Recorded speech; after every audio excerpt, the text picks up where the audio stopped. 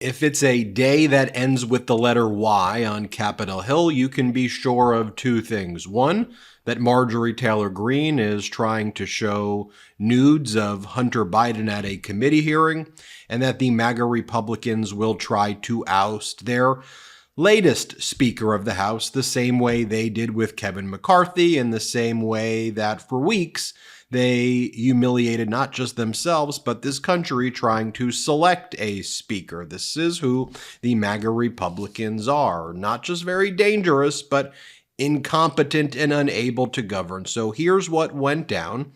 The Speaker of the House, Mike Johnson, entered into a bipartisan budget deal with Chuck Schumer, which was announced before the beginning of last week. And then the MAGA Republicans worked to try to undermine that. So the MAGA Republicans, who call themselves members of the House Freedom Caucus, plus Marjorie Taylor Greene, who was kicked out of the House Freedom Caucus, apparently all went into Mike Johnson's office and tore into him and said, "You can't support this bipartisan budget deal. You need to shut down this government. You hear what Donald Trump is telling you to do. Shut it down and try to crash the economy." And Mike Johnson left that meeting and looked a little bit frazzled. This is how he looked. Here, play this clip.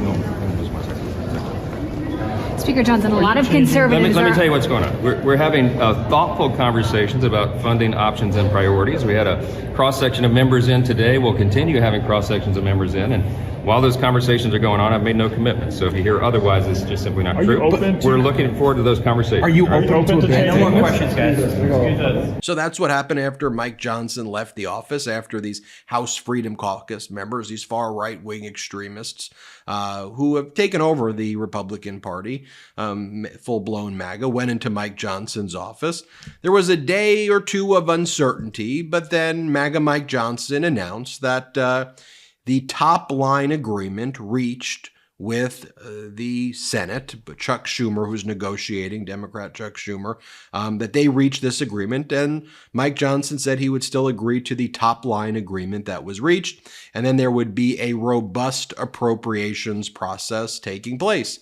And that was very disappointing to the MAGA Republicans. I'll show you in a minute the response by the MAGA Republicans. But first, let me show you what Mike Johnson said about keeping the top-line agreement in place.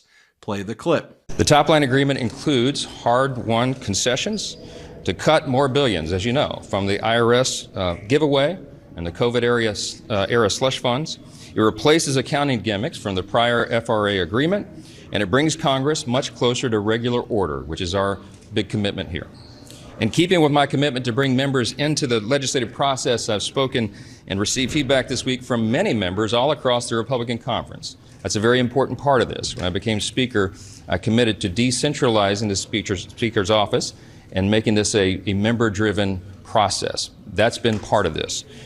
Our top-line agreement remains. We are getting our next steps together, and we are working toward a robust appropriations process. So stay tuned for all of that to develop. Thank you. Do you want a short term? So then Marjorie Taylor Greene went on, where else? The Steve Bannon Show, and she said this. Play this clip. It's itself down. No, if I'm Speaker of the House, I finish the job in the House. I pass the appropriation bills. And then I tell Chuck Schumer in the Senate, it's your job now, buddy. You do your work, and then we'll talk. But right now, Mike Johnson is getting rolled in meeting after meeting after meeting. When he is talking to Jake Sullivan and Chuck Schumer every day and impressed with these Four Corners meetings, but he's not talking to me and other important members in our Republican conference at all about any of the negotiations and any of the plans and exactly what we want to see done. He's failing on the job. But the biggest red flag for me, Steve, right now that has me livid is this deal with Ukraine. This is a losing war. It is a losing issue. The American people do not support it. Our border security is not a negotiating tool for the Ukraine war that the Pentagon loves and Joe Biden loves and the Democrats Democrats love, and that these rhino neocon Republicans and Nikki Haley is frothing at the mouth over because her donors support it.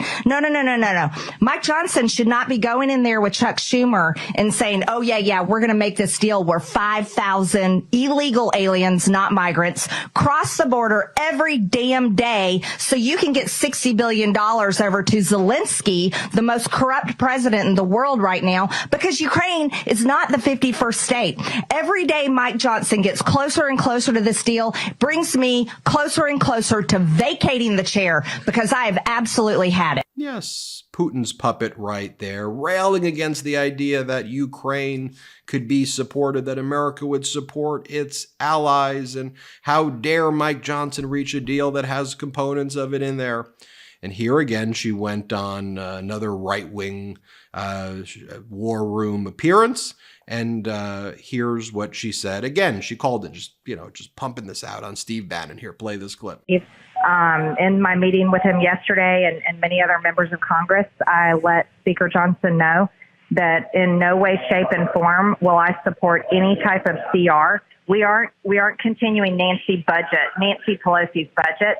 And that if he moves forward with a separate deal trading our border security, weakening HR2 in exchange for $60 billion to Ukraine, I told him yesterday in his office that I would vacate the chair, that is absolutely unacceptable. And we actually have the power of the purse. We're the ones that are in control, and we need to control the negotiations. I reiterated those same points this morning, so the ball is in his court. But do you ever feel like money is just flying out of your account and you have no idea where it's going? Well, I know. It's all of those subscriptions. Think about it. Between streaming services, fitness apps, delivery services, parenting apps, it's endless. I'm guilty of this. So I use Rocket Money to help me find out what subscriptions I'm actually spending money on, and it was eye-opening, and I had them cancel the ones I didn't want anymore. Rocket Money is a personal finance app that finds and cancels your unwanted subscriptions, monitors your spending, and helps you lower your bills. I can see all of my subscriptions in one place, and if I see something I don't want, I can cancel it with a tap. I never have to get on the phone with customer service. They'll even try to get you a refund for the last couple of months of wasted money and negotiate to lower your bills for you by up to 20%. All you have to do is take a picture of your bill, and Rocket Money takes care of the rest. Rocket Money has over 5 million users and has helped save its members, get this, an average of $720 a year, with over $500 million in canceled subscriptions. Stop wasting money on things you don't use. Cancel your unwanted subscriptions by going to rocketmoney.com/MeidasTouch. That's rocketmoney.com/MeidasTouch. rocketmoney.com/MeidasTouch. So then the other MAGA Republicans started weighing in. Ralph Norman, if this is the best the Republicans can do, there's no hope of ever balancing our budget or securing the border. Here's Eric Burleson. Don't let the swamp fool you. The bipartisan spending deal is a sham. The real top line is $1.6 trillion. Both parties are addicted to reckless spending, and it's time we put a stop to it. Republican Michael Cloud goes, there are many reasons for bad spending deals in Washington: poor planning, addiction to spending, etc. One of them is aversion to conflict. If House Republicans are ever going to save our republic, we need to stop being so afraid of fighting the important battles. Conservatives are with the American people on the bloated spending issue. We just have to be willing to take it on. You took it on. The debt. $8 trillion in debt y'all took on. That's how much debt you did, all you MAGA Republicans. You're the ones who are the fiscal arsonists. President Biden's actually been reducing the deficit, unlike what the MAGA Republicans have done. And by the way, you could say, oh, Ben, that's just you saying that. Well, okay, let me just show you. This is what Nikki Haley had to say. I'll read you more of these MAGA Republicans attacking MAGA Mike Johnson, but this is Nikki Haley during one of the Republican primary debates. Play this clip. I don't care about polls. What I care about the fact is that no one is telling the American people the truth. The truth is that Biden didn't do this to us. Our Republicans did this to us too. When they passed that $2.2 trillion COVID stimulus bill, they left us with 90 million people on Medicaid, 42 million people on food stamps. No one has told you how to fix it. I'll tell you how to fix it. They need to stop the spending. They need to stop the borrowing. They need to eliminate the earmarks that the Republicans brought back in. And they need to make sure they understand these are taxpayer dollars. It's not their dollars. And while they're all saying this, you have Ron DeSantis, you've got Tim Scott, you've got Mike Pence. They all voted to raise the debt. And Donald Trump added $8 trillion to our debt. And our kids are never going to forgive us for this. And so at the end of the day, you look at the 2024 budget, Republicans asked for $7.4 billion in earmarks. Democrats asked for $2.8 billion. So you tell me who are the big spenders. I think it's time for an accountant in the White House. Vice President. Okay, I mean, it's not a controversial topic. Y'all added the debt. It's you, $8 trillion of it. Here's Bob Good, who's really Bob very, very, very not so good. It's not all that witty by me. He MAGA Republican. Here's what he said. Republicans agreeing to spending levels $69 billion higher than last summer's debt ceiling deal with no significant policy wins is nothing but another loss for America. At some point, having the House majority has to matter. Stop funding this spending with an open border. Representative Andrew Clyde says, don't be fooled. The DC Uniparty's spending deal is a total sham. So now they're calling MAGA Mike the leader of the Uniparty. You see how quickly that turns when you actually have to do anything for the American people, actually pass a budget. You're a Uniparty. The real top line spending level is $1.65 trillion. Our nation simply can't afford the swamp's reckless spending habits. It's you. Marjorie Taylor Greene, I am a no to the Johnson-Schumer budget deal. This $1.6 billion budget agreement does nothing to secure the border, stop the evasion, or stop the weaponized government targeting Biden's political enemies and innocent Americans. You just go and show up at committee hearings and show dick pics all day. That's how you're spending your time. Chip Roy, the House GOP failed to use its leverage to force cuts to inflationary spending. Well, it's called the Inflation Reduction Act. There is a reduction in inflation right now, a significant one because of actually the policies when Congress works and doesn't do this third grade petulant fascist bullying, performative cosplay, fascism, weird stuff that you're doing. We must reject this deal. Andy Biggs, the DC Uniparty's purported top line. Andy Ogles, I don't trust Washington math. Over and over again with these statements. And oh, by the way, here's their main media person too, Charlie Kirk. Charlie Kirk, here's what he has to say. He calls MAGA Mike a coward and not a real leader and says that MAGA Mike is a fraud. Play this clip. Ridiculous nonsense that it's this double speak. It's I'm better than you. It's this elitist garbage. Oh, we're doing a laddered CR and we're doing this add-on amendment process. I guess cut the crap, man. Okay. I've been around for 11 years. I've met many politicians. I know a fraud when I see one. Cut it out. You couldn't broker a deal. You start shaking like a leaf when you get into a room with Chuck Schumer. Yes, sir. Yes, sir.